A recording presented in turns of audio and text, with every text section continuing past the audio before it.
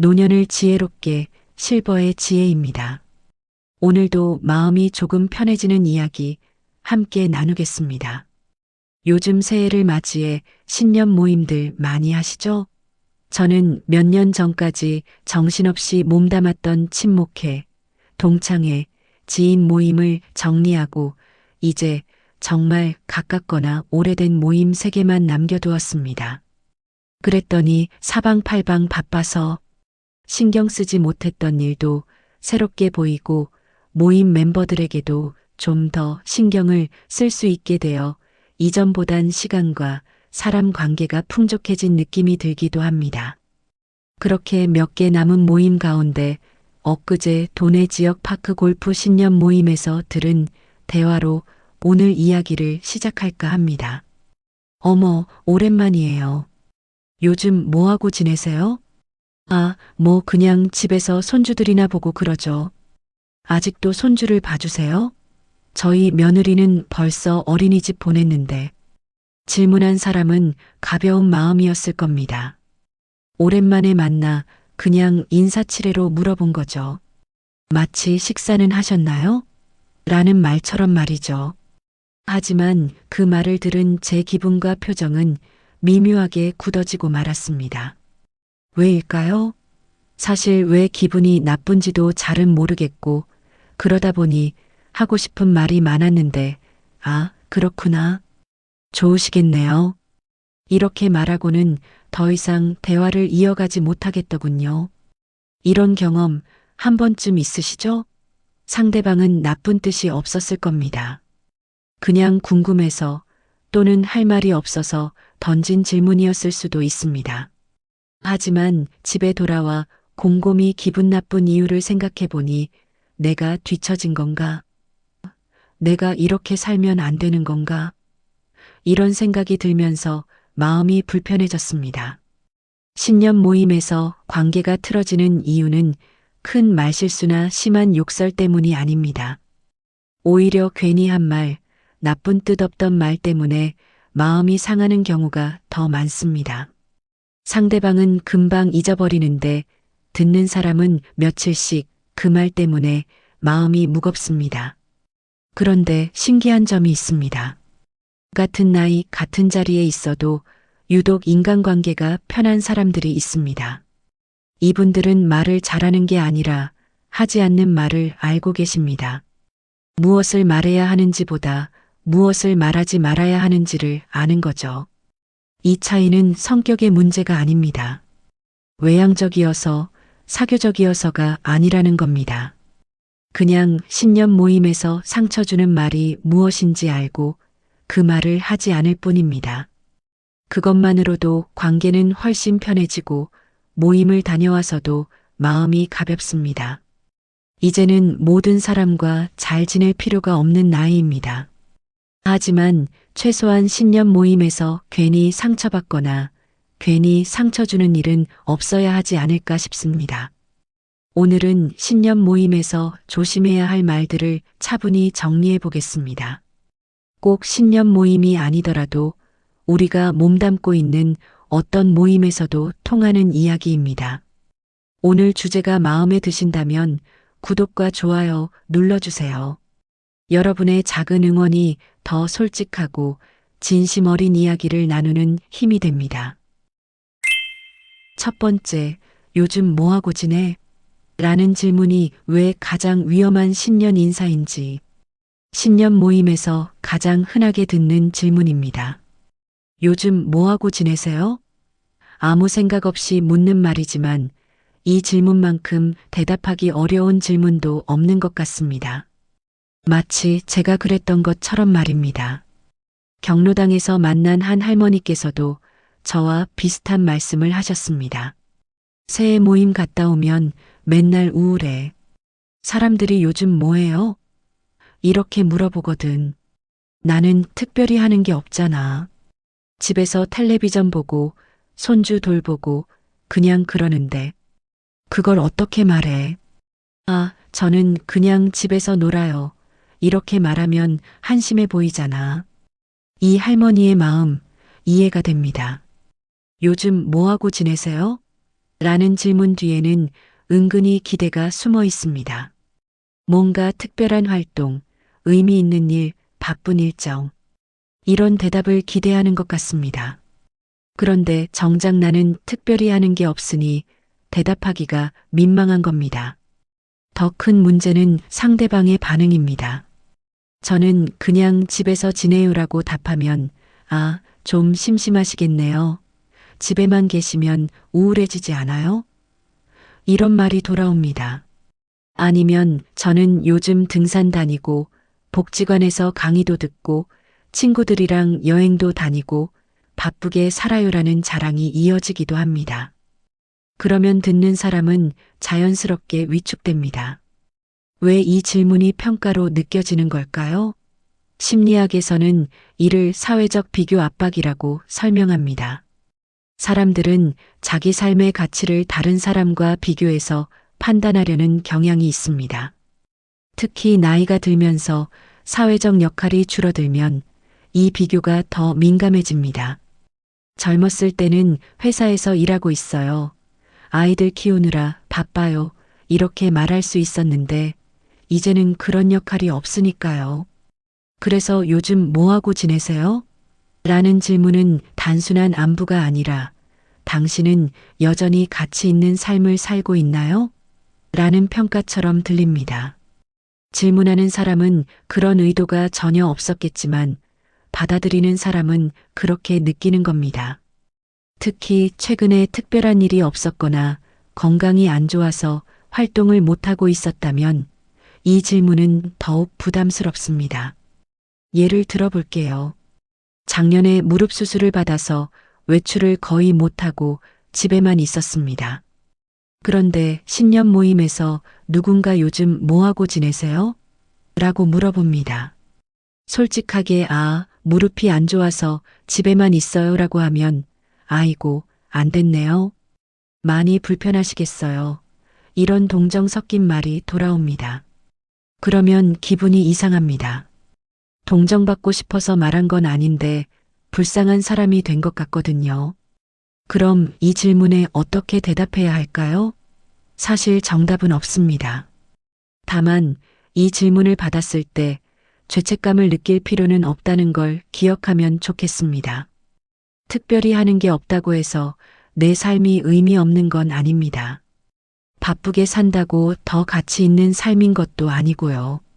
그냥 편하게 그냥 평범하게 지내고 있어요. 특별한 건 없지만 나름 괜찮아요. 이 정도로 답하면 됩니다. 상대방이 뭐라고 하든 내 삶의 가치는 내가 정하는 겁니다. 누군가의 질문에 맞춰서 내 삶을 평가받을 필요가 없습니다. 그리고 반대로 우리가 누군가에게 이 질문을 할 때도 조심해야 합니다. 요즘 뭐하고 지내세요? 보다는 건강하게 잘 지내셨어요? 새해 복 많이 받으세요 정도로 가볍게 인사하는 게 더 편할 수 있습니다. 상대방의 삶을 궁금해하는 것보다 그냥 안부를 묻는 정도로 충분합니다. 요즘 뭐라고 지내든 그건 각자의 사정입니다. 바쁘게 살든 조용히 살든 다 괜찮은 삶입니다. 누군가의 질문에 위축될 필요도 누군가에게 활동적인 삶을 증명해 보일 필요도 없습니다. 그냥 내 속도로 내 방식대로 살면 되는 겁니다. 두 번째, 신년 모임에서 자식 이야기가 가장 깊은 상처가 되는 이유. 신년 모임에서 빠지지 않는 주제가 있습니다. 바로 자식 이야기입니다. 아들은 잘 지내? 딸은 직장 다녀? 손주들은 몇 살이야? 이런 질문들이 자연스럽게 오갑니다. 실제로 이런 대화를 들었습니다. 새해 복 많이 받으세요. 아드님은 잘 지내시죠? 네, 뭐 잘 지내죠. 어디 다니신다고 했죠? 제가 기억이 가물가물해서. 중소기업 다녀요. 그러시구나. 우리 아들은 요즘 대기업에서 팀장 달았어요. 바빠서 연락도 잘 못 받더라고요. 이 대화를 들으면서 답변하던 분의 표정이 점점 굳어지는 게 보였습니다. 질문한 사람은 자랑하고 싶었던 거겠죠. 자기 아들이 승진했다는 걸 말하고 싶었던 겁니다. 하지만 듣는 사람은 비교당한다고 느꼈을 겁니다. 우리 아들은 중소기업밖에 못 다니는데 라는 생각이 들었을 거예요. 이런 대화의 문제는 뭘까요? 바로 비교에서 평가로, 평가에서 위축으로 이어지는 구조입니다. 처음엔 단순한 질문으로 시작합니다. 아드님은 어디 다녀요? 이 질문 자체는 나쁘지 않습니다. 하지만 대답을 듣고 나서 자기 자식과 비교하기 시작하면 문제가 됩니다. 우리 아들은 이래요. 우리 딸은 저래요. 이런 식으로 자랑이 이어지면 듣는 사람은 자연스럽게 평가받는다고 느낍니다. 그리고 그 평가는 자식에 대한 평가로 끝나지 않습니다. 부모인 나에 대한 평가로 이어집니다. 내가 자식을 잘못 키웠나? 내가 뭘 못해줬나? 이런 자책으로 번지는 겁니다. 특히 우리 나이 또래는 자식이 잘 되는 게 곧 나의 성공이라고 생각하는 경향이 있습니다. 그래서 자식 이야기가 나오면 더 민감해지는 거죠. 심리학에서는 이런 패턴을 대리 자존감이라고 부릅니다. 자식의 성취를 통해 나의 가치를 확인하려는 심리입니다. 그래서 자식이 잘 되면 자랑스럽지만 자식이 기대만큼 안 되면 스스로를 실패한 부모라고 여기게 됩니다. 이게 바로 자식 이야기가 상처가 되는 이유입니다. 실제로 한 어머니께서 이런 말씀을 하셨습니다. 명절 때마다 친척들 만나는 게 싫어. 애들 이야기만 나오거든. 큰애는 대학을 안 갔고 작은애는 이혼했어. 그런데 친척들은 자기 자식들 다 잘 됐다고 자랑만 해. 나는 뭐라고 말해야 할지 모르겠어. 그냥 듣고만 있으면 자꾸 내가 잘못한 것 같고. 이 어머니의 마음이 이해됩니다. 자식이 내 뜻대로 된 건 아니지만 그렇다고 자식을 사랑하지 않는 건 아니잖아요. 각자 나름의 삶을 살고 있는 건데 왜 남들과 비교당해야 하는지 억울한 겁니다. 하지만 크고 작은 모임에서는 이런 비교가 자연스럽게 일어납니다. 그럼 이런 상황에서 어떻게 해야 할까요? 먼저 우리가 누군가에게 자식 이야기를 물을 때 조심해야 합니다. 아드님은 어디 다녀요? 라고 물었으면 거기서 끝내야 합니다. 상대방이 대답하고 나서 우리 아들은 이래요라고 자랑을 늘어놓으면 그건 비교가 되는 겁니다. 또 자식 자랑을 듣더라도 거기에 휘둘릴 필요는 없습니다. 남의 자식이 잘 됐다고 해서 내 자식이 못난 건 아닙니다. 각자 다른 길을 가는 것뿐입니다. 그렇구나, 잘 됐네요 정도로 가볍게 답하고 넘어가면 됩니다. 굳이 내 자식 이야기를 꺼내서 비교할 필요도 없고 자책할 필요는 더더욱 없습니다. 무엇보다 중요한 건 자식의 삶과 나의 삶을 분리하는 겁니다. 자식이 잘 돼도 그건 자식의 성취이지 나의 성취가 아닙니다. 반대로 자식이 기대만큼 안 됐어도 그건 자식의 선택이지 나의 실패가 아닙니다. 이렇게 생각하면 신년 모임에서 자식 이야기가 나와도 훨씬 마음이 편해집니다. 자식은 자식의 삶을, 나는 나의 삶을 살면 되는 겁니다. 누군가의 자랑에 위축되지 않아도 되고 누군가에게 증명해 보일 필요도 없습니다. 그냥 각자의 사정이 있는 거죠. 세 번째, 건강과 병원에 대한 이야기가 분위기를 무너뜨리는 이유. 다양한 모임에 가면 유독 많이 나오는 주제가 하나 더 있습니다. 건강과 병원 이야기입니다.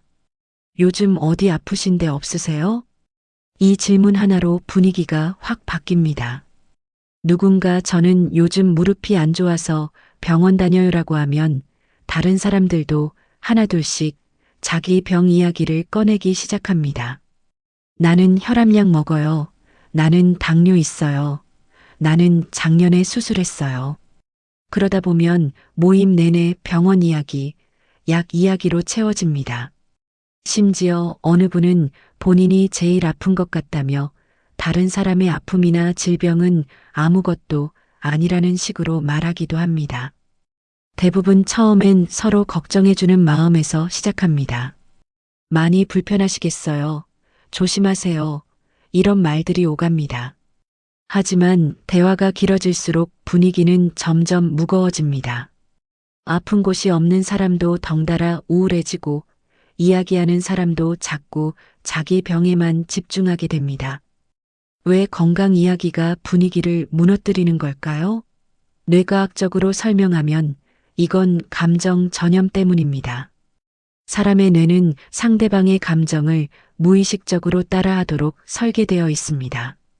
누군가 슬픈 이야기를 하면 듣는 사람의 뇌도 슬픔을 느끼게 됩니다. 마찬가지로 누군가 아픈 이야기를 하면 듣는 사람도 불안과 걱정을 느끼게 되는 겁니다. 특히 우리 나이 또래는 건강 문제가 남의 일이 아닙니다. 누군가 무릎 수술 이야기를 하면 나도 요즘 무릎이 좀 이상한데 이런 생각이 듭니다. 누군가 암 진단 받았다는 이야기를 하면 나도 검사 한번 받아봐야 하나 하는 불안이 생깁니다. 그래서 건강 이야기는 단순히 정보 교환이 아니라 불안을 전염시키는 대화가 되는 겁니다. 실제로 한 할아버지께서 이런 경험을 말씀하셨습니다. 친구들 만나면 맨날 병원에 지 아픈 이야기야. 누가 어디가 아프고, 누가 무슨 약 먹고, 누가 수술했고, 들으면 들을수록 나도 걱정되더라고. 괜히 내 몸도 여기저기 아픈 것 같고, 그래서 요즘은 그런 모임 안 나가. 갔다 오면 기분만 우울해져. 이 할아버지 말씀이 맞습니다. 신년 모임은 새해를 축하하고 서로 덕담을 나누는 자리입니다. 그런데 병원 이야기로 가득 차면 축하는 사라지고 걱정만 남습니다. 물론 정말 걱정되는 사람, 오랜만에 만난 친한 친구라면 조용히 따로 물어볼 수 있습니다. 하지만 여러 사람이 모인 자리에서 길게 병 이야기를 하는 건 분위기를 해치는 일입니다. 그럼 신년 모임에서 건강 이야기를 어떻게 다뤄야 할까요? 누군가 요즘 어디 아프신 데 없으세요? 라고 물으면 네, 덕분에 괜찮아요 정도로 짧게 답하는 게 좋습니다. 굳이 상세하게 어디가 어떻게 아프다고 설명할 필요가 없습니다. 상대방도 사실 자세히 알고 싶어서 묻는 게 아닐 수도 있거든요. 그냥 인사치레로 물어본 건데 긴 병력을 듣게 되면 부담스러울 수 있습니다. 반대로 누군가 건강이 안 좋다는 이야기를 꺼내면 그러시구나, 빨리 좋아지셨으면 좋겠네요 정도로 짧게 공감하고 화제를 바꾸는 게 좋습니다. 어디가 아프세요? 무슨 병이에요? 수술은 언제 해요? 이렇게 계속 파고들면 상대방도 계속 설명해야 하고 분위기는 점점 무거워집니다. 관계의 핵심 원리는 뭘까요? 서로 걱정해주되 불안을 전염시키지 않는 겁니다. 상대방이 힘들어하면 위로는 하되 그 힘듦에 너무 오래 머물지 않는 거죠. 신년 모임은 서로를 격려하고 응원하는 자리입니다. 그러니 건강 이야기보다는 앞으로의 계획이나 즐거운 추억을 나누는 게 훨씬 좋은 것 같습니다. 네 번째, 그건 예전엔 안 그랬어라는 말이 사이를 서먹하게 하는 이유. 신년 모임에서 유독 자주 듣는 말이 있습니다. 그건 예전엔 안 그랬어. 옛날엔 말이야. 이런 표현들입니다. 주변에서 이런 분들 보신 적 있으실 겁니다. 무슨 이야기만 나오면 예전엔 안 그랬지로 시작합니다. 요즘 젊은 사람들 이야기가 나오면 우리 때는 그렇게 안 했어. 물가 이야기가 나오면 옛날엔 이게 얼마였는데, TV 프로그램 이야기가 나오면 예전 프로그램이 훨씬 재미있었지. 이런 식으로 모든 대화를 과거와 비교합니다. 처음엔 추억을 나누는 것처럼 보입니다.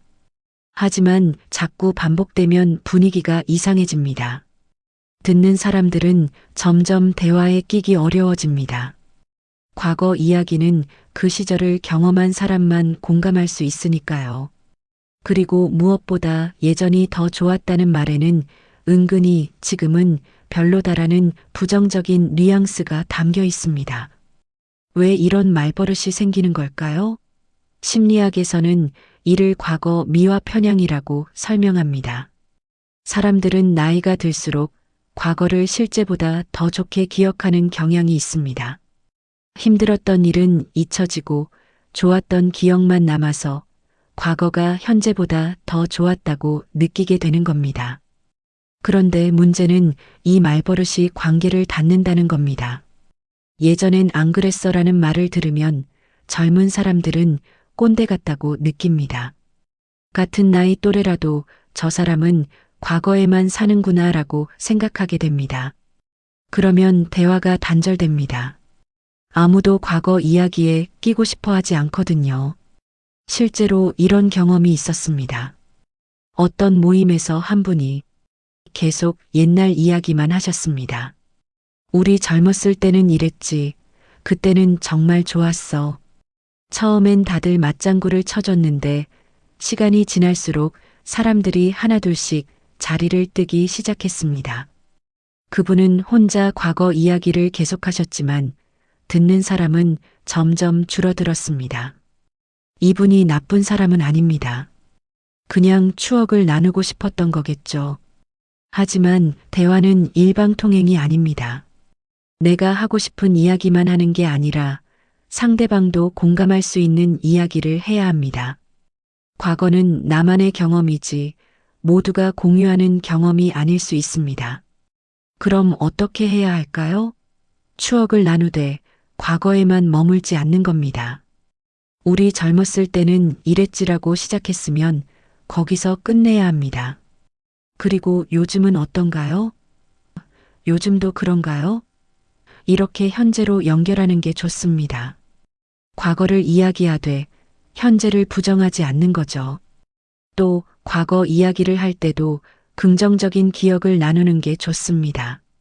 예전엔 이게 안 됐어 보다는 예전에 이런 재미있는 일이 있었어. 이런 식으로 말하면 듣는 사람도 즐겁습니다. 부정적인 비교보다는 긍정적인 추억이 관계를 이어주거든요. 삶의 지혜는 뭘까요? 과거를 소중히 여기되 과거에 갇히지 않는 겁니다. 지금 이 순간도 언젠가는 누군가의 좋은 추억이 될 수 있습니다. 예전이 좋았다고만 하지 말고 지금도 나름 괜찮다고 생각하면 신년 모임이 훨씬 즐거워질 것 같습니다. 5번째, 정치 세상 이야기. 신년 모임에서 이길 필요 없는 싸움. 신년 모임에서 가장 조심해야 할 주제가 하나 있습니다. 바로 정치와 세상 이야기입니다. 요즘 정치 꼴 좀 봐. 이 나라가 어디로 가는 건지 모르겠어.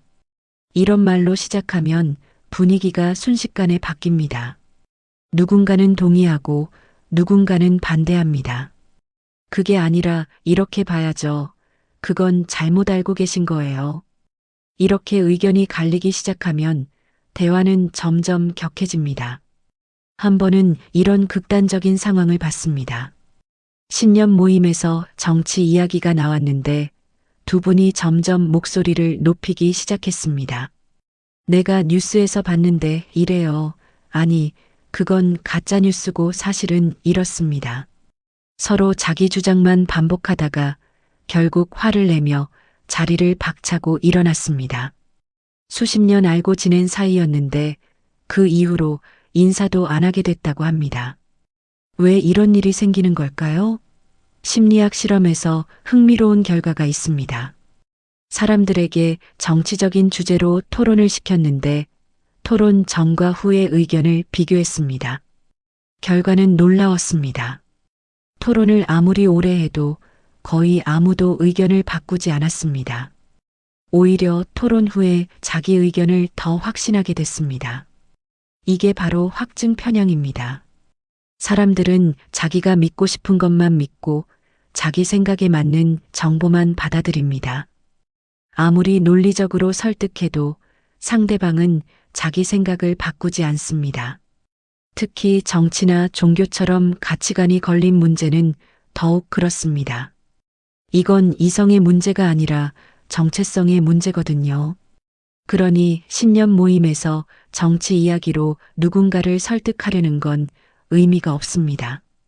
상대방은 절대 설득되지 않고 나만 화만 나고 관계만 나빠집니다. 이길 수 없는 싸움을 굳이 할 필요가 있을까요? 예를 들어볼게요. 누군가 요즘 정치인들은 다 똑같아라고 말합니다. 나는 그 의견에 동의하지 않습니다. 하지만 거기서 아니에요. 제가 보기엔 이렇습니다라고 반박하는 순간 논쟁이 시작됩니다.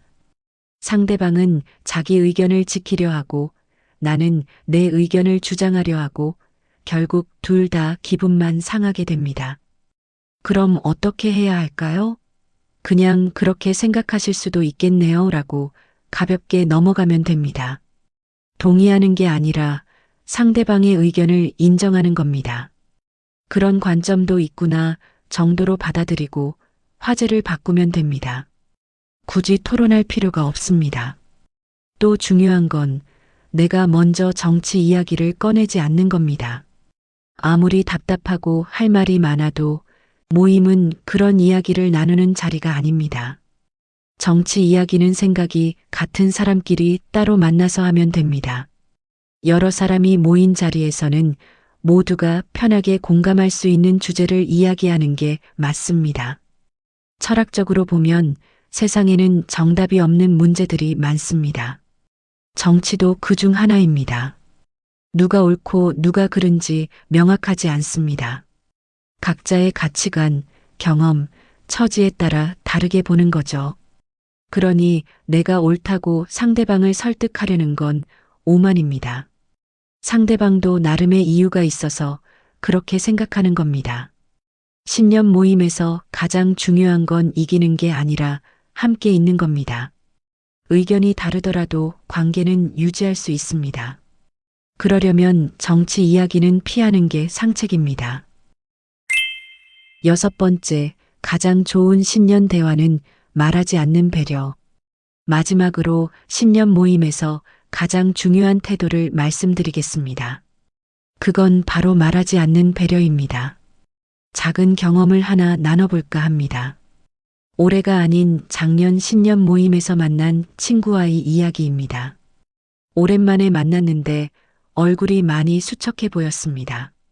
뭔가 힘든 일이 있었나 싶었지만 굳이 묻지 않았습니다.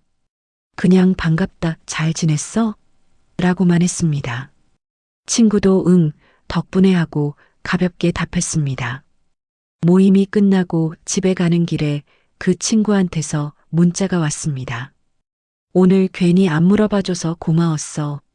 사실 요즘 좀 힘든 일이 있는데 모임에서 그 얘기하고 싶지 않았거든.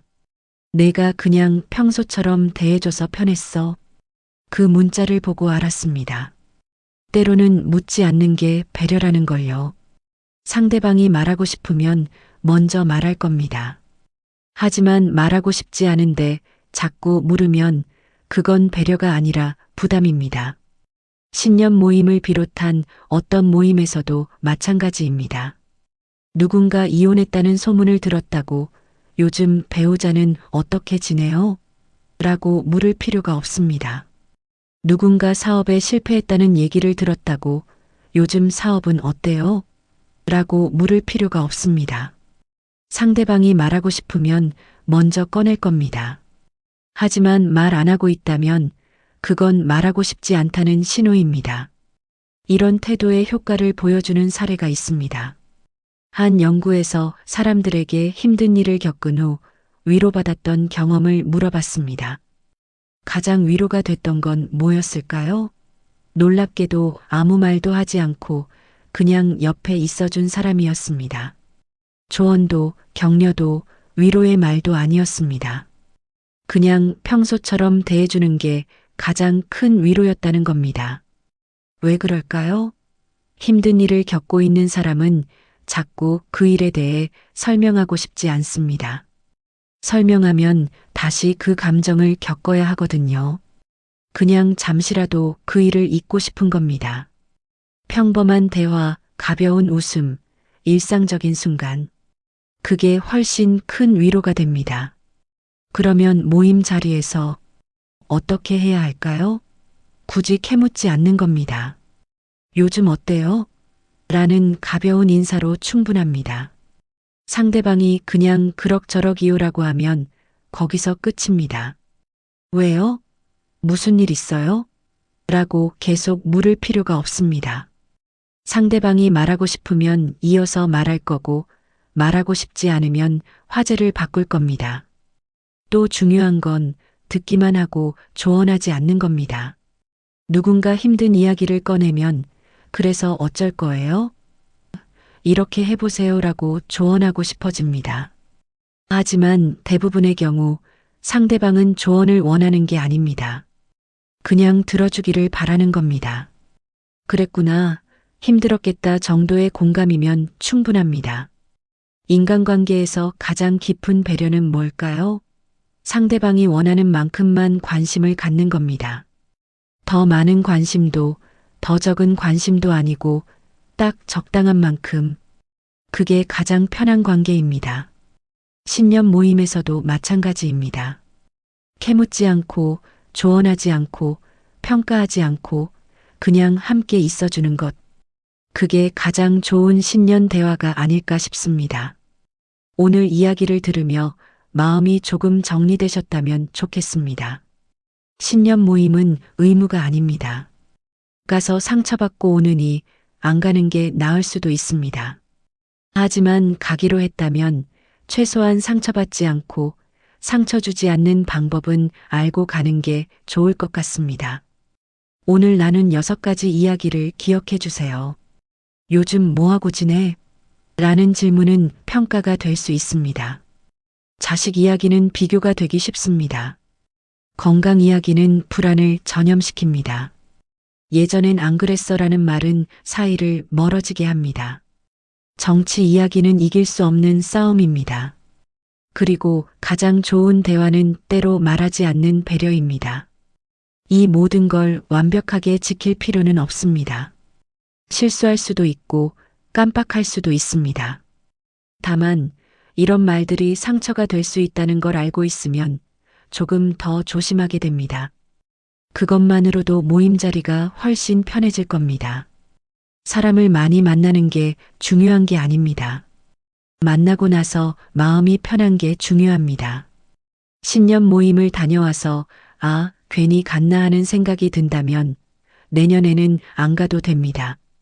하지만 그래도 만나서 반가웠어 하는 마음이 든다면 그건 좋은 모임입니다.